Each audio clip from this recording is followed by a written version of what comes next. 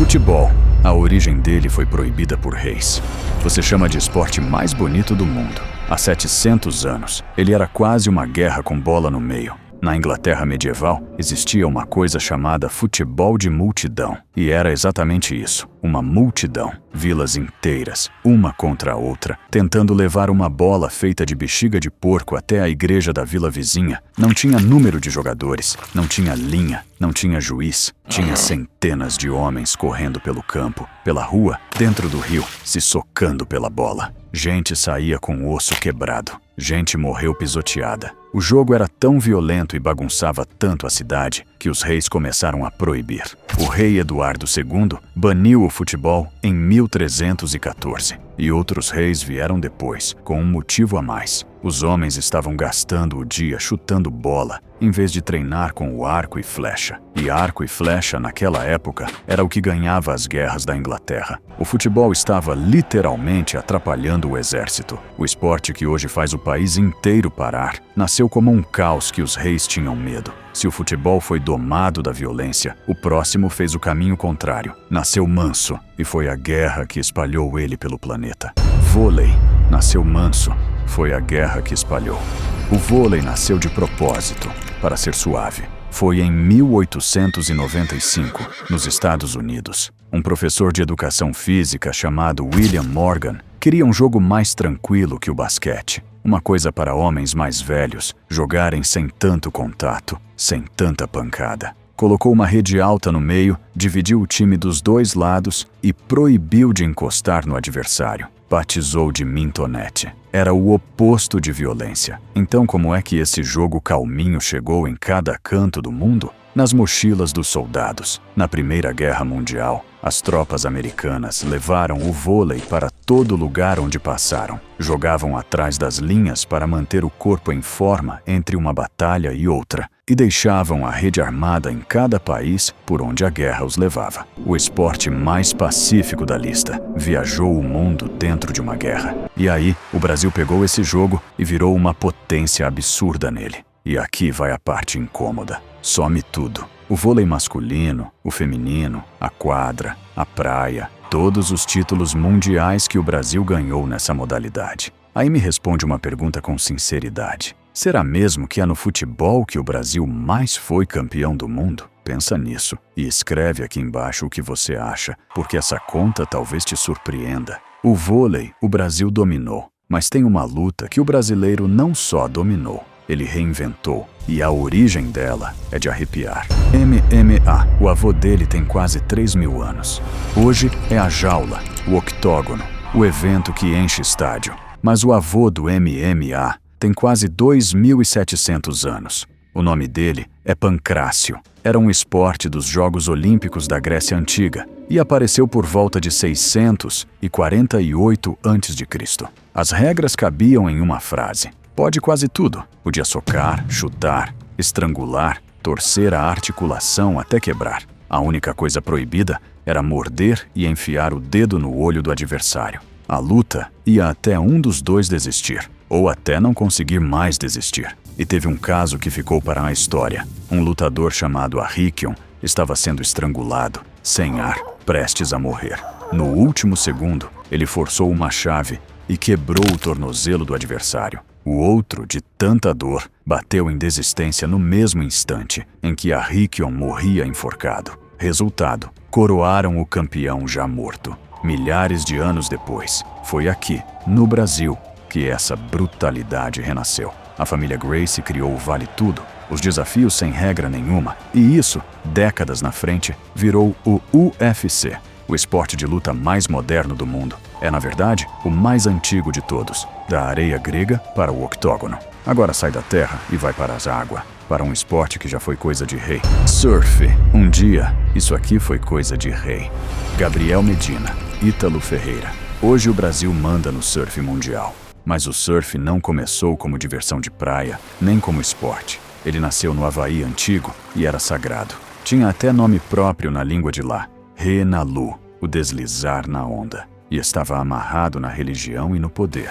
Quem surfava as melhores ondas, nas melhores pranchas, eram os chefes, a realeza da ilha. Algumas praias eram proibidas para o povo comum.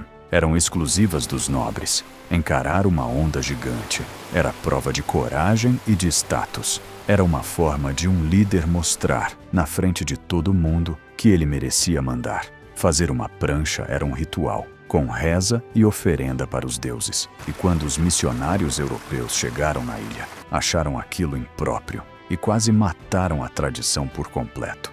Ela quase sumiu do mapa, mas resistiu. Atravessou o oceano e foi parar nas praias do Brasil, onde a gente aprendeu a fazer melhor que quase todo mundo. O surf era a prova de coragem de um rei. O próximo esporte nasceu de uma corrida que, se a lenda for verdade, matou o corredor. Corrida. O nome vem de uma batalha de verdade.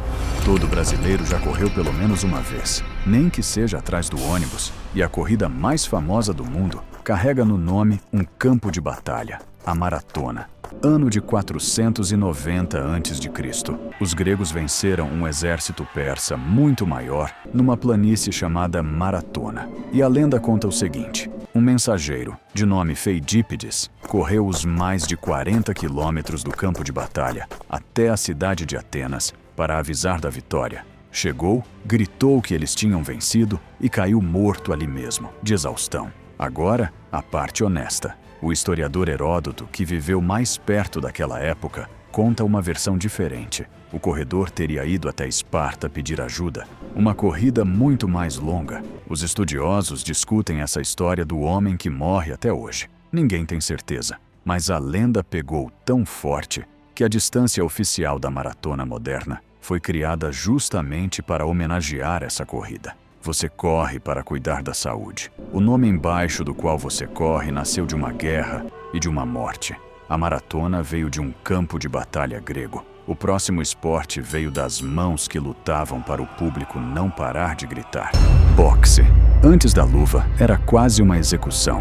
Acelino Popó Freitas, o herói nacional do ringue. As luvas, os assaltos, o gongo. Mas antes da luva acolchoada, o boxe era um dos espetáculos mais cruéis da antiguidade. Os gregos já socavam nos Jogos Olímpicos lá por 688 a.C. E não era com luva. Eles enrolavam os punhos em tiras de couro duro para machucar mais. Os romanos foram além e criaram o cesto, couro amarrado na mão, às vezes com pedaços de metal por dentro. Não era esporte, era quase uma execução. A luta acabava quando um dos homens caía e não levantava mais. Não existia intervalo, não existia categoria de peso, não existia misericórdia. A luva macia que você vê hoje no ringue existe por um motivo simples. Ela esconde o quanto essa luta já foi feita para matar. O boxe já foi quase uma sentença de morte. O próximo, pelo contrário, foi inventado numa tarde de inverno de propósito.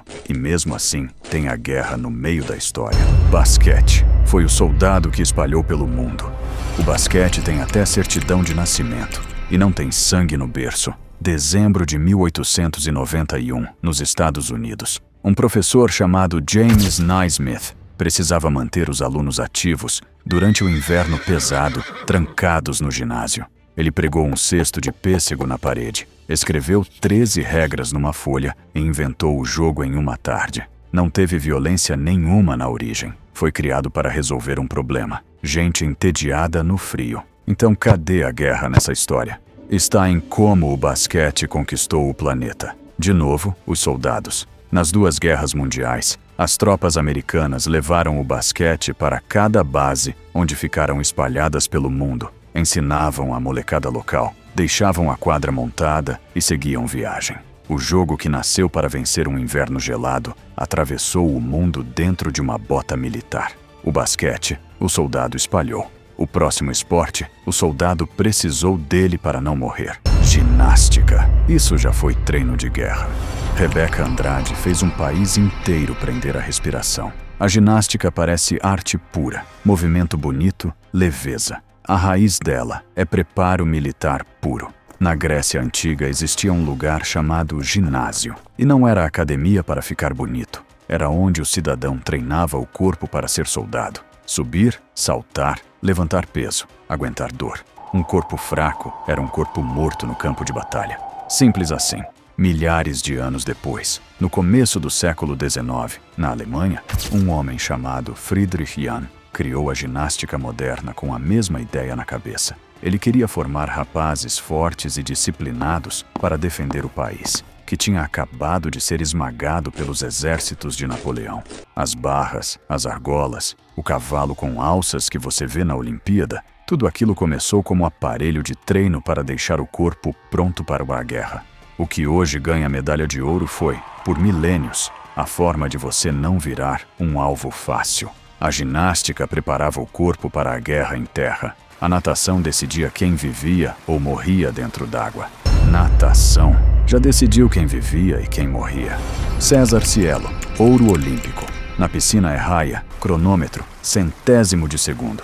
Mas na história, saber nadar era a linha entre viver e morrer. Para os exércitos antigos, a natação era uma arma. Atravessar um rio embaixo de uma chuva de flechas, escapar de um navio afundando no meio da batalha, aparecer do nada pela água para um ataque de surpresa. Quem não sabia nadar, morria em situações onde quem sabia se salvava. Os romanos tinham até um xingamento para um homem inútil. Diziam que ele não sabia nem ler, nem nadar. Ou seja, para eles, saber nadar estava no mesmo nível de saber ler. Do outro lado do mundo, os samurais do Japão treinavam para nadar, vestindo a armadura, para conseguir cruzar rios e chegar na batalha do outro lado.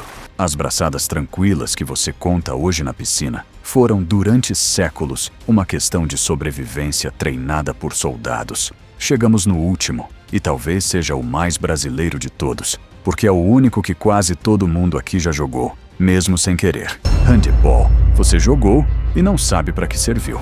Se você estudou em escola no Brasil, você jogou handebol, provavelmente obrigado, na aula de educação física, naquela mesma quadra que também servia para o futsal. Parece a coisa mais escolar e inofensiva que existe, mas o handebol, do jeito que a gente conhece, foi moldado no norte da Europa, lá pelo começo do século XX, principalmente na Dinamarca e na Alemanha. E ele foi empurrado com força como educação física e como preparo do corpo dos jovens. E preparo do corpo, naqueles países e naquela época, tinha um destino bem claro: deixar o rapaz pronto para o exército. O handebol de campo virou treinamento físico em massa na Alemanha, para forjar gente resistente e disciplinada. O jogo que para você é só uma tarde chata de educação física, foi pensado para endurecer o corpo e a cabeça de um futuro soldado. E é por isso que essa lista inteira incomoda um pouco. O futebol que você grita, o vôlei que fez o país campeão, o surf, a corrida, a natação. Nenhum deles chegou até você do jeito que começou. Todos passaram por um campo de batalha, um quartel ou uma luta até a morte antes de virar, mansinhos, o esporte que você ama.